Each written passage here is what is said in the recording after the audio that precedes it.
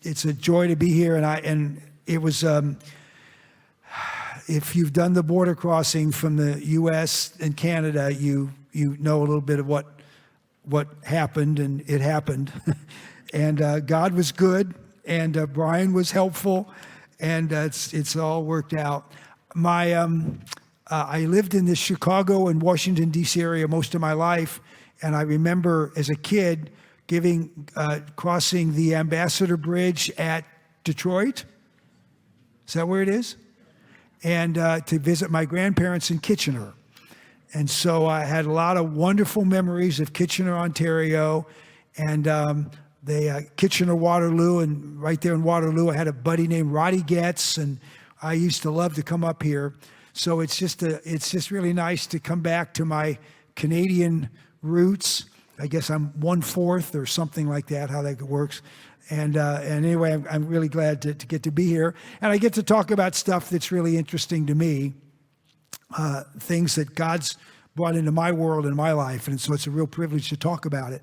And I want to just say a little bit based on what Kirk talked about, because he talked about his atheist friends and colleagues.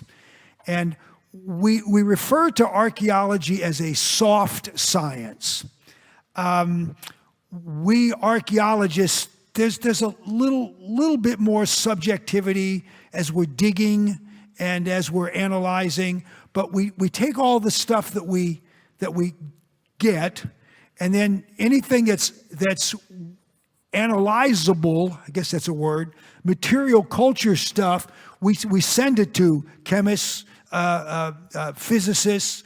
We put our stuff out there, and then we get their reports, and then we use that as part of our publication of what we're doing. So we really we're a soft science, but we're part of the scientific community.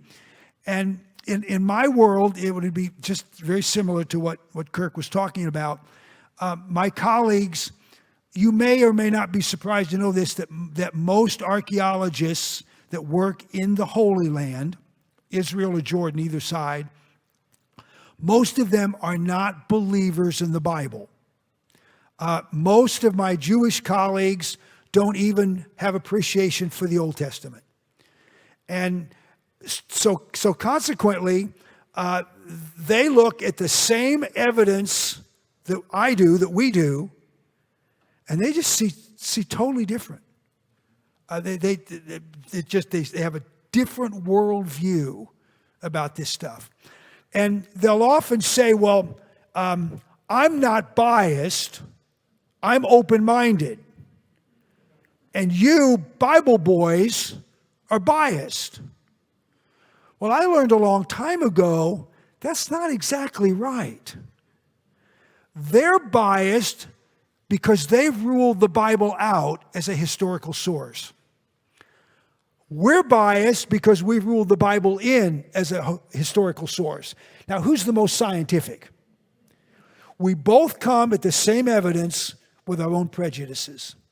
The difference is we admit ours and they refuse to admit theirs. They just are open-minded.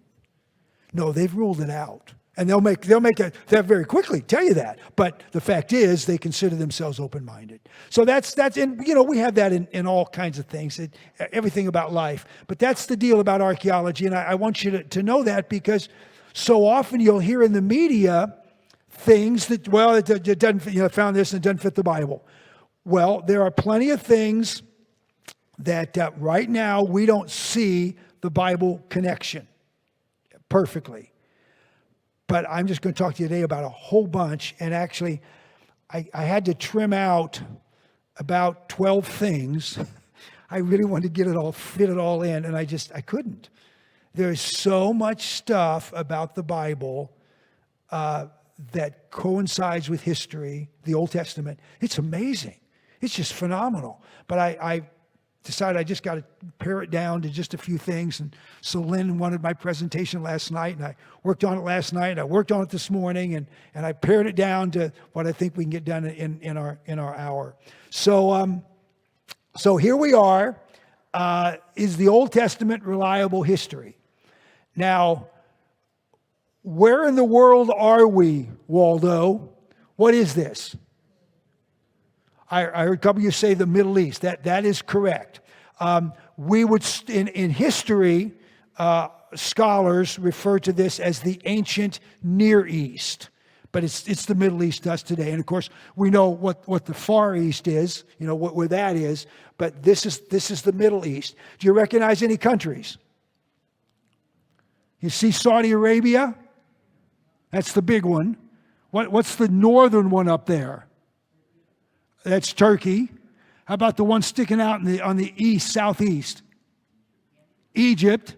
And you know what the big one is on the far right? Iran.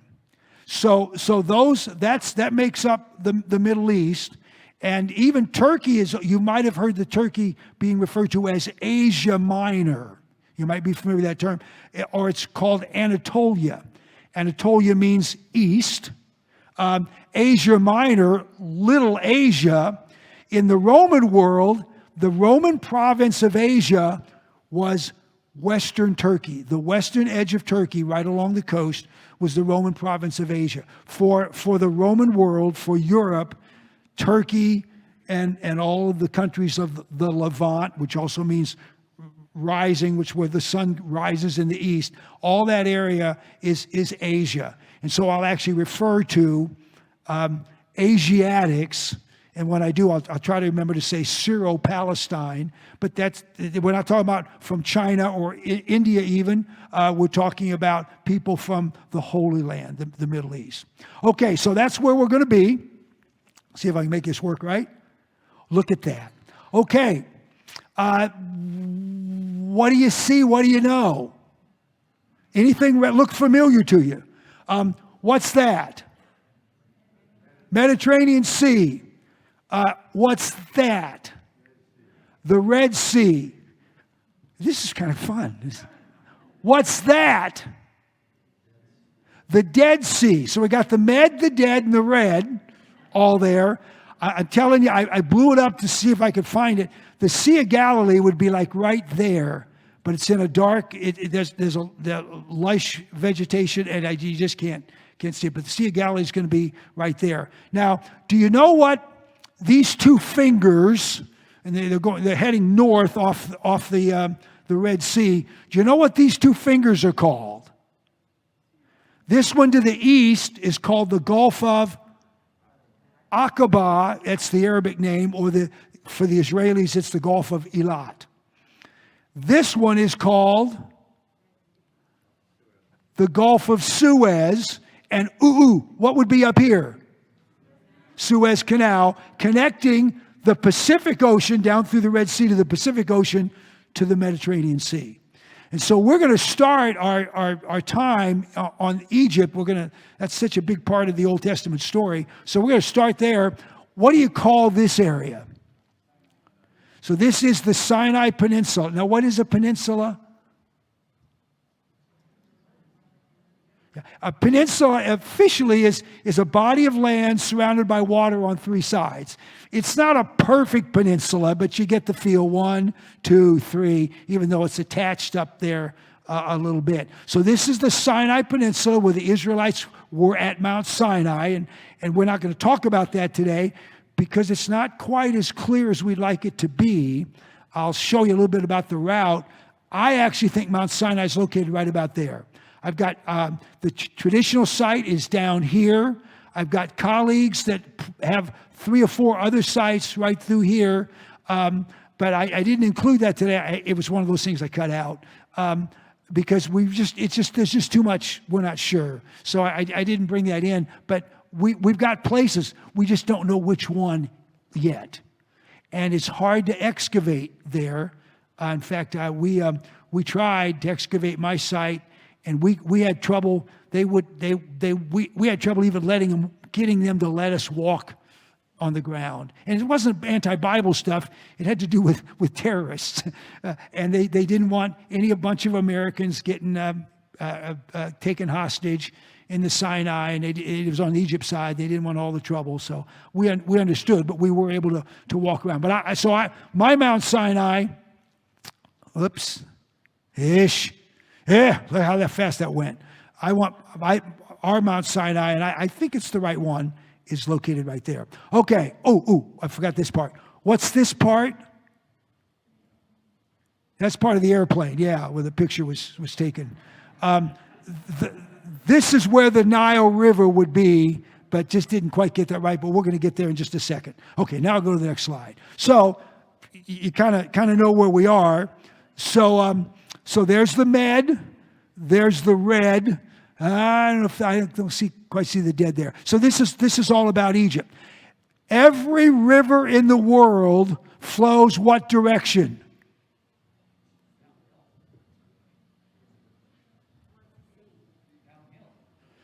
Downhill. It flows from high to low.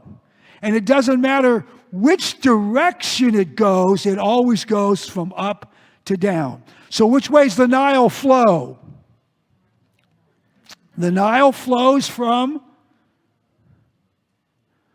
where's the sea that it empties into? Mediterranean. Is that high or low? So it comes from the mountains, which are down south and high. So the Nile flows north, not like the Mississippi. I grew up on the Mississippi, and not like the Mississippi, which flows north to south. So the Nile flows this way. So on the map, this would seem to be Upper Egypt, but they call it Lower Egypt. Why? Because it's down low, and this is Upper Egypt, and you know why. So this is so this is Upper Egypt. That's Lower Egypt. So I'll try to say Lower Egypt in the north, or Upper Egypt in the south. But that's how the Egyptians in the ancient world understood it. That's how they understand it today. So we're going to look at a couple of spots. So this is the Nile Delta, and we're going to look at Ramses here, and this was the capital during the time of the Exodus. This was the capital up north. Up north there. Then Memphis was the old capital there, and then we're going to come down right across from the tip of the Sinai Peninsula. We're going to visit Beni Hassan, and we're going to Tel El Amarna, and then we'll wind up down here in Thebes. And so this is all about the Bible, but a whole bunch of important Bible stuff was related to Egypt, right? You know that, especially, of course, mostly in Exodus and Leviticus, Numbers, but we'll talk more about that in a minute. So this is the Nile Delta, and why do they call it a delta? It looks like the Greek letter delta, D, and so the delta in the Greek letters turned around, so the pointed end is at the other side. But this is the delta, and there have been up to 7 branches of the Nile River flowing off. Once it gets to this low level, to sea level, it branches off into different places, and they keep silting up, and so new ones. Right now, there's only 2, like on that other map, but there were up to 7 at one point. So the Israelites, the land of Goshen where the Israelites lived, and it was on the same place where the capital was, at Ramses. This was all on the eastern side of the delta. In fact, these branches of the Nile are pretty significant, and there's nothing in the Bible about them having to cross any branches of the Nile. They crossed, our English translation says Red Sea. The Hebrew text says the Yam Suf, the sea. The Reed Sea is what it specifically says. And so they crossed the Reed Sea down in here, but they didn't have to deal with crossing any of the Nile. So they were already up here. The Israelites were not down in Thebes. Now maybe Joseph, with his responsibilities, he might have been down there. But the Israelites as a group were living up in this area of Egypt. And most of them never, ever would have dreamed of going farther south and seeing what else was down there. So just a little bit of background to put the Bible stories in perspective. Syro-Palestinians, Asiatics, migrated to Lower Egypt, and Lower Egypt is in the north, around the 19th century, 18th century, they started. It wasn't an invasion. Scholars used to say it was an invasion. When they came, they brought with them horses and chariots, sickle swords, and composite bows, which the Egyptians didn't have, weren't using. And so because they brought this armament with them, it's often been considered an invasion. It wasn't an invasion, it was just a migration. They were coming groups, but some of them were wealthy. To own a horse and have a chariot, you had to be well-to-do. In the ancient world, nobody could have those except somebody who was well-to-do. In fact, most chariot people in the army were themselves wealthy enough to have their own chariot and have their own horse, and they were special. They got special treatment because they could afford to do this, and that's why they got those jobs. So these migrating people came, some well-to-do people of means, and they're going to hang out in Egypt long enough, they're going to become people of influence. And we call them the Hyksos. It's a long O, not Hyksos, but Hyksos. And that's the Egyptian name for them. So here's a tomb from, I mentioned that place right across from the bottom end of the Sinai Peninsula. Beni Hassan, Beni is sons of Hassan. And it was a Bedouin tribe that settled in that area. And it settled over top of an ancient site. And so the tomb of Nuhotep, who was an Egyptian official about 1900 BC, the ancient Egyptian officials would carve their tombs out of rock, and then they would fix it up really nice on the inside, and they would always paint it, and the painting had to do with the afterlife. It was about their present life, but it was to set them up for the afterlife. And this was one of the scenes on the wall painting at Nuhotep's tomb in Beni Hassan, and I've had the privilege of standing there and looking up. The figures are probably about 2 feet high, and they're a good bit off the ground. And it was cut out. They carved out this room for the tomb. Then they plastered the walls, carved into the walls what their figures, and then painted them. And so this paint is 1900 BC. That's about 4,000 years old. And because it was inside, it's lasted that well. Well, you can kind of make it out, but to make it so much easier, I took 2 pictures that people have done and then put those together. So the inscription up here says there's 38 Amru, who are people from Canaan, Asiatics, Syro-Palestinians, in this group, and only 15 of them are actually seen. But you notice it's can you tell who these guys are? Those are Egyptians. Egyptians wearing white linen. That's what they wrote. When I was growing up, Egyptian cotton was big, big, big. Well, in the Bible world, Egyptian linen, twice in the Bible refers to Egyptian linen because they did that so well. And that's really all they wore. And they wore white linen. Why would it always be white? I now live in New Mexico. I understand it in the sun. It's just really, really hot, and the white clothing just helps to reflect as much as possible. So they would wear white linen, and these folks are a caravan of 32 people bringing eye blackener, eye kohl. Egyptians did a lot of makeup around their eyes, black makeup, eye kohl. That's what the inscription says. That's what they brought with them. See that part right there. And so they came, but notice how they come. They came as looks like families. There's 3 kids, 4 ladies, 6 men up front, and then 2 in the back, sort of like the rear guard or something. And they're being presented to Numhotep, who stands over here about this tall. He's huge. And these are two Egyptians showing him this is the document the guy's holding, and it says basically what's up here.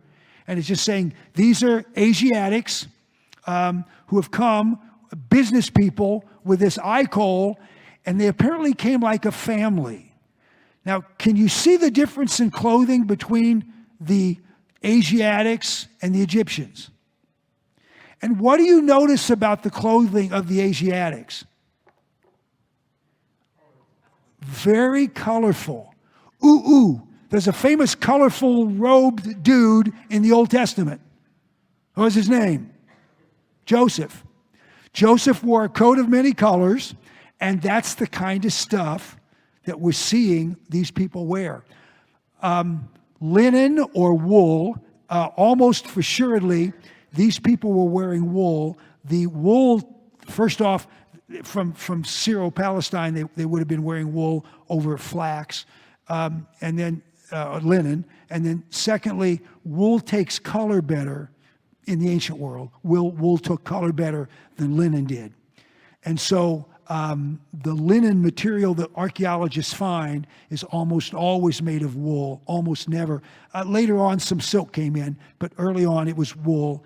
And so they, no doubt, we're pretty confident they were wearing, these are woolen garments. They're well colored. And just for the record, the ladies are wearing boots. The men are wearing sandals. And like the Egyptians, these two are wearing no shoes at all. We assume that's probably because they're being presented to Numhotep, and they want to make sure that they're appropriate. So there's just a look at, and there's a guy, this is the leader. His name is Abishai, and he's actually called the Hyksos. So he's a leader of one of these groups of people that have migrated to Egypt. And we're talking, the time of Joseph.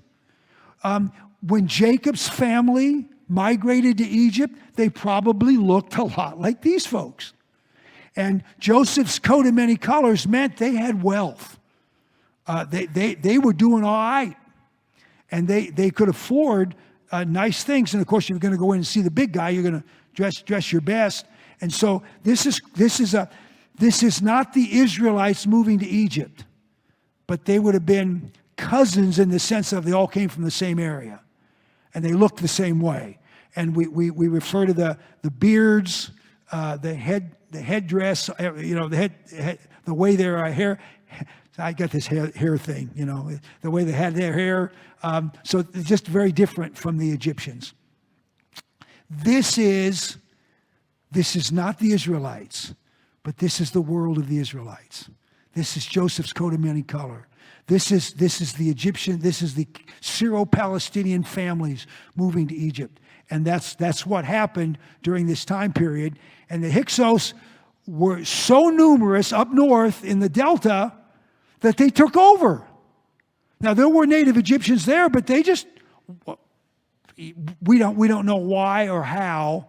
Well, we know why, there's more of us than them. We're going to run things from now on. And so they just took over. And they became the next two dynasties in Egypt.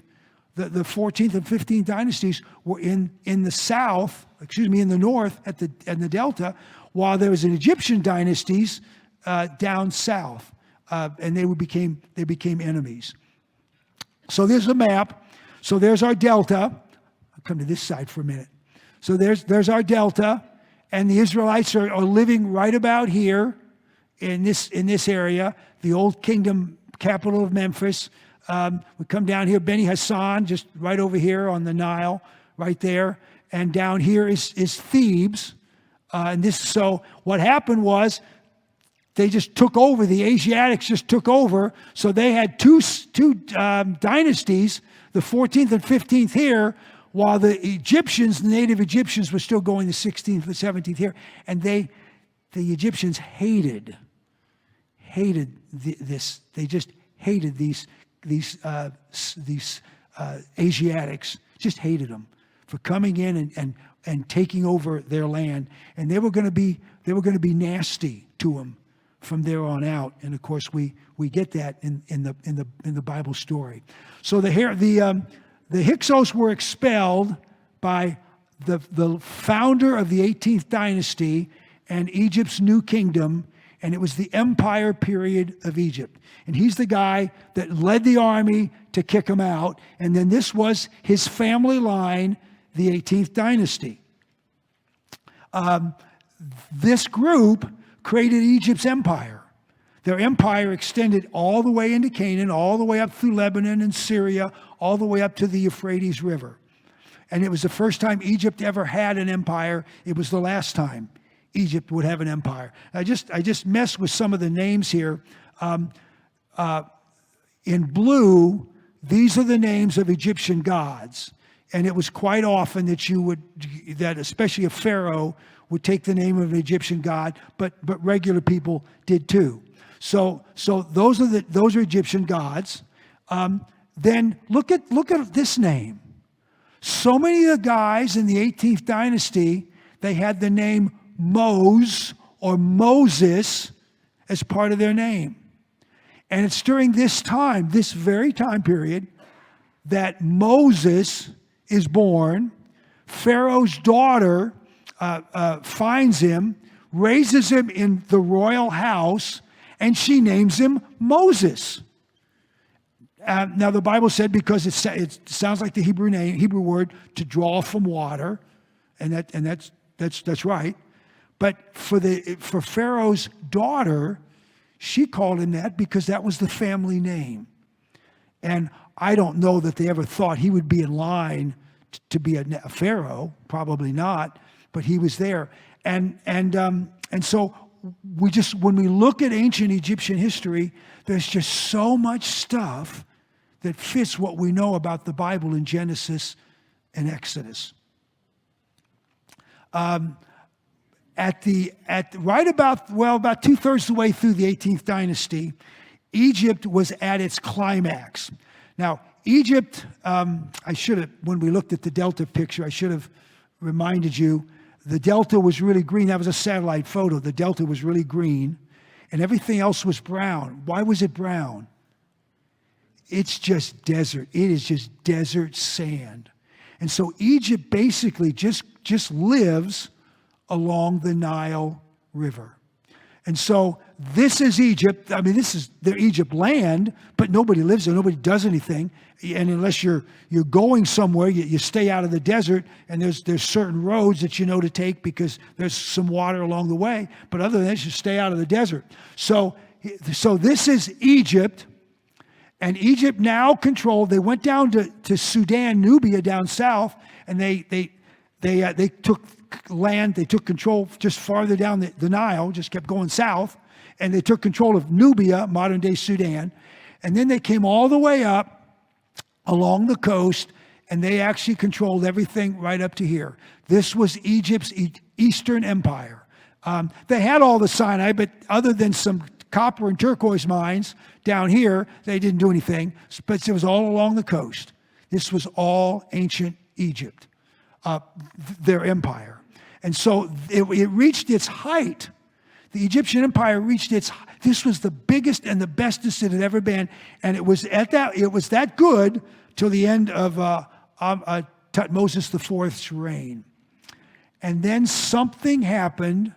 Something collapsed the 18th dynasty, and it collapsed Egypt's Eastern Empire, and it never came back. Egyptologists who don't have anything to do with the Bible, don't know anything about the Bible, don't care about the Bible, they have a hard time explaining this. What brought about this? Was it Egypt was at its height, and within 50 years, it had pretty much lost everything. What happened? The Exodus. Egyptologists don't know what to do with what happened in the 18th dynasty because they don't know, or maybe they know, but they just have rejected the Bible. If the Bible's if it's accurate, no, it's not if it is. The Bible is accurate on what happened, And my little list here sort of tells you, in a nutshell, what the Exodus meant to Egypt. The effects of the Exodus on Egypt. How about that alliteration? The 10 plagues, that was just one thing, the 10 plagues. It decimated the land and the economy.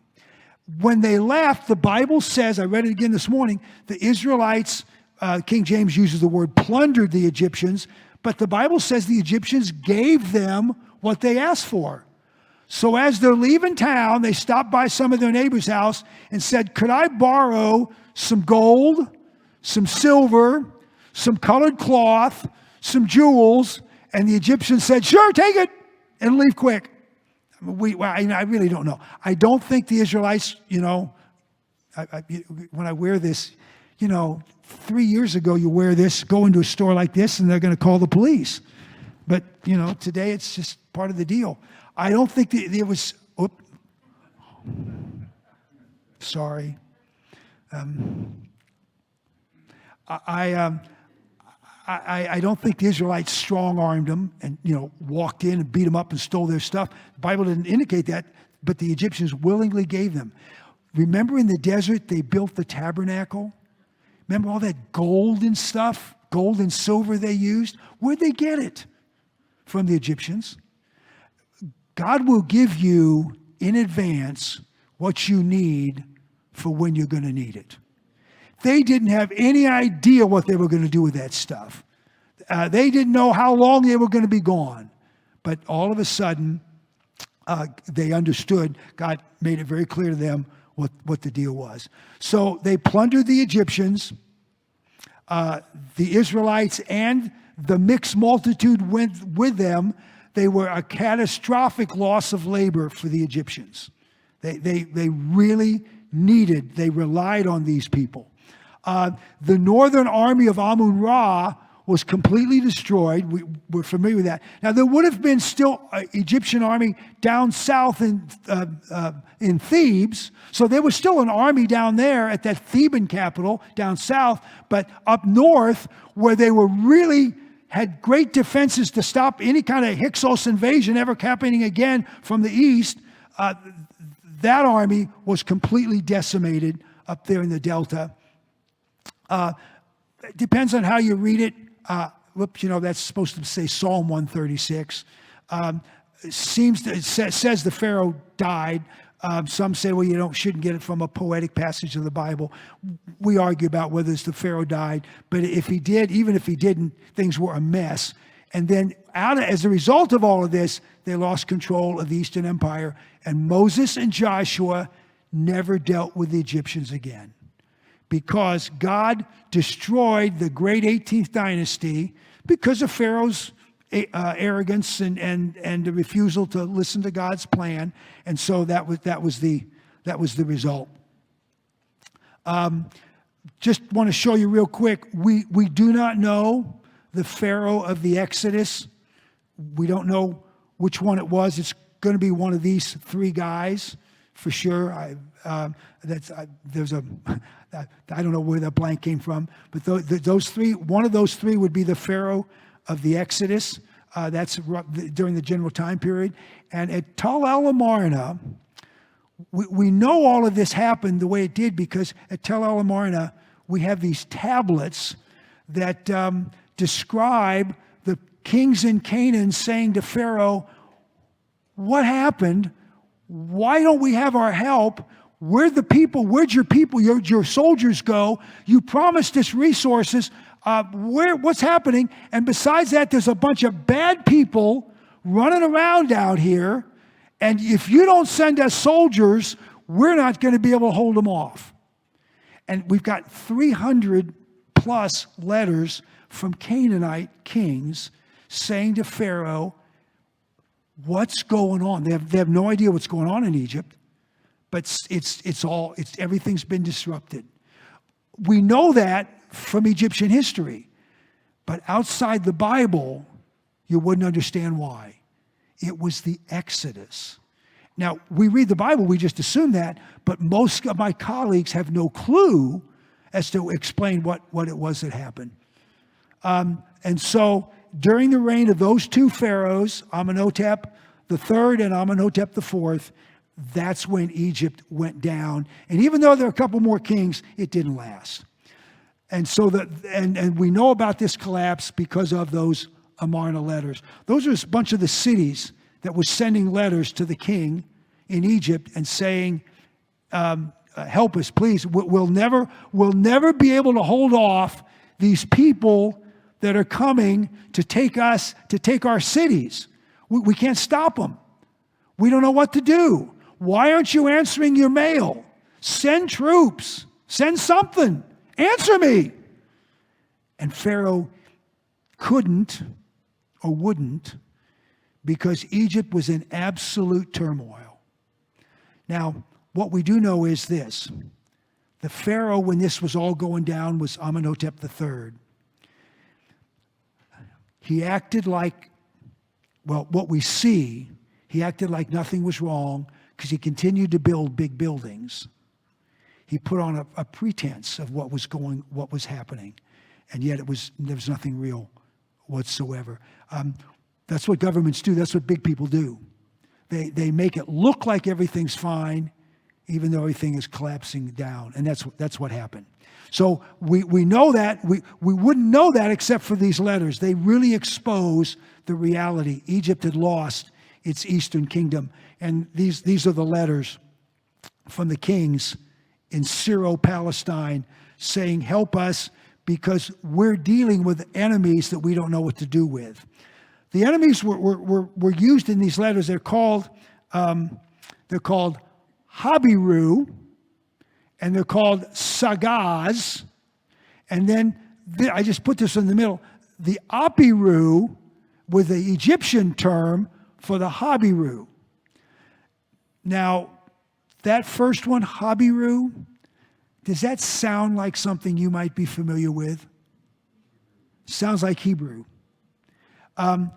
While many of our colleagues just cannot possibly consider making the connection, there were Habiru at other times, that term, people with that they were called by that name at other times in other places. But the Habiru that were messing in Canaan in that place at that time were the Hebrews, the Israelites. And it's just amazing that my colleagues, they just cannot, well, some do, of course, some do. But so many of them just cannot stand the thought of that biblical connection. So the Israelites leave the country, and the Bible, history tells us there were three routes out of Egypt: the coastal route, the mountain route, the mountain desert route through here, and then the southern desert route, a north, central, and a south route. And just to show you, we go back to that. The northern route was called the Way of Horus, the military highway, right along the coast. Then there was the one that we would call the way of the patriarchs that goes up into this little plateau and goes up to the mountains of Canaan. And then the third one just went down this way, south, and this is the way the modern Egyptians went to take their Hajj, the pilgrimage to Mecca down here in Saudi Arabia. So those are the three routes.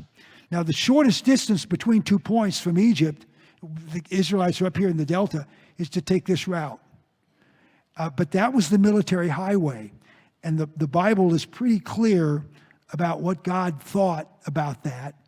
And Exodus chapter 13 says that when Pharaoh let the people go, God knew that if they took that military route, there'd be war. And he said, my people don't have a heart for that right now. And so I'm not going to send them that northern route along the military highway. I'm going to send them along a southern route, a different route, and that's going to be the way that they're going to go. It's not the shortest distance between 2 points. It's not the way you think it ought to go. It's a whole different route, a whole different direction. We're trying to go north, and God's sending us south. But that's because he had a plan that they didn't know. And you just have to get comfortable with the fact that God has a plan and you don't necessarily know what part of that plan is. So at the temple of Karnak, the Karnak temple at Luxor, this is the entrance to go in. You see there's rows of sphinx on this side and another row on that side. And in there at that temple and so we were just here, and you look, and this goes about a half a mile, 3/4 of a mile this way, goes half a mile, 3/4 of a mile, both of those directions. This is the main part of it. And right out here on this northern side is a description, one of those inscriptions, and this is Pharaoh Seti I during the time of the book of Judges, and he has these scenes where he's showing his army himself marching and defeating an enemy, and he's going along that military road. Can you see all these buildings on this military road? This Horus Road, this way along the sea, those are all the fortresses that the Israelites, and archaeologically we found a few of them, the Israelites would have had to face these. This is exactly, the Bible says he didn't send them that way of the Philistines, the coastal road, because they have war. Archaeologically, we look and we find, and sure enough, not only do we see these scenes where all these buildings are, these forts along the way, but and that would, right here, this is the Egyptian border, so he's coming back to Egypt. This is exactly what the Bible described, and we see it in the text, we find it in the dirt. This is the Tel Dan Stela. This is about King David. It was written by an Assyrian king, and he said he had a military victory over a king of Israel. That's what he called him, king of Israel. And he had a victory over the house of David. Now, the name of the leader of the house of David is broken off, but so we don't know who it was. But the king of Israel and the house of David, many scholars in the mid-20th century said King David was a myth on the level of King Arthur of England. Now, you probably know that while I love the King Arthur stories, we really don't have a historical King Arthur that we can point to. But David was a historical person. Now, the Bible says so, but now archaeology does too. And he's mentioned, in fact, it's 1, 2, 3, 4, 5 lines right there. He's mentioned the house of David, the lineage, the dynasty of David is what it means. This guy said, I defeated him in battle. Whoops, what did I do? There. Okay. Then, in Jordan, the Moabite stone, or the Mesha Stela, Mesha monument, also mentions the house of David. Oops. My bad. Also mentions the house of David. It's line 32, down here, house of David. And then, back to that same Karnak temple. The entrance is right there. We were up here. Now we're down here. This is King Shishak. Do you remember that name from the Old Testament? King Shishak came to Israel, and he went to the temple, and he destroyed things and took stuff out of the temple in the days of Solomon's son, King Rehoboam. And here this is a scene that he had carved in the temple. And this is one of my colleagues, Bryant Wood, standing there. And right here, there's two symbols, not little like everybody else's, that made reference to the heights of David and in Canaan, in the land of Israel, while the Israelites were there. So once again, 3 times David's name's mentioned. He wasn't a myth. He wasn't a legend. He was a real man, enough so that the Egyptians made records to him, the Moabites made reference to him, and the Syrians made reference to him. Other nations recognized this man after his death, but they recognized that he really was there and that there was such a thing. And here's just a scene. This is Shishonk's cartouche that says this is him. This is all broken off today, but this is the king smiting his enemies, and he's holding a bunch of them by the hair of their head, and he's got his mace in his right hand, and he's going to beat them all up. And these are all the Canaanite or the Israelite kings or governors, mayors that he's got a hold of there, and some Canaanites as well. And then this is the god Amun, and he's got in his hand all of these, and these are all the cities that Shishak is given to him, and now he's controlling all of this area. He didn't, but at least it sounds, that's what, that he didn't get all that stuff, but that's the way the Egyptians told things. Here's a chart Brian put me in touch with, this guy, Lawrence Mikituk, and he made a chart of all the kings of Israel. All of them on the chart are mentioned in the Bible. The ones in red have been found in evidence of their names in archaeological records. It's about just about one third. We have found the names in archaeology. We found the names of about a third of those kings. And we keep looking, we're going to find more, and some of them have multiple, like David, have multiple references to them. And then just finally, Jeremiah 29, it's a great passage. You know anything in Jeremiah 29? Jeremiah 29:11. I know the plans that I planned for you, declares the Lord, plans to prosper you, not to harm you, plans to give you a future and a hope. Well, that wonderful verse is embedded in the story of God is going to use Nebuchadnezzar to take his people out of their land and take them to Egypt, the Babylonian captivity. God did it in the days of, we did it 3 times actually, but once, the one Jeremiah is talking about, in the days of King Jehoiachin. And God also had Nebuchadnezzar replace Jehoiachin with his uncle Zedekiah. God said it's going to be a while. And God says, I took you out, I will bring you back. Now that's all Jeremiah 29. Amazingly, in archaeology, we have that very same event being recorded in the Babylonian Chronicles. And here it describes when Jehoiachin was taken out and Zedekiah was replaced, Nebuchadnezzar, he tells that very story found in Babylon. Then Jehoiachin's, the Bible actually says Jehoiachin lived there, and the king of Babylon took care of him. And here's one of 3 tablets that mentions King Jehoiakim of the Jews and his sons living there in Babylon, just like the Bible says. And then the third one, called Cyrus Cylinder, after the Babylonians, the Persians took over. They defeated the Babylonians. And Cyrus, the king of Persia, makes a decree. Now the Bible says that he sent the Israelites back home.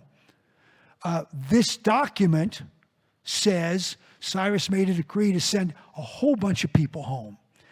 The Bible says he actually took the stuff out of that Nebuchadnezzar collected from the temple and sent it back with the Israelites. That would have been with Ezra. Sent it back with the Israelites, and they were able to rebuild their temple. Just like the Bible said, two documents from Babylon, 1 document from Persia that says what the Bible says can be trusted. I had so many more things that I wanted to be able to talk about. There's just so much in the Bible. It is reliable history. You can trust it. And I just want to say about this verse, God has a plan for you.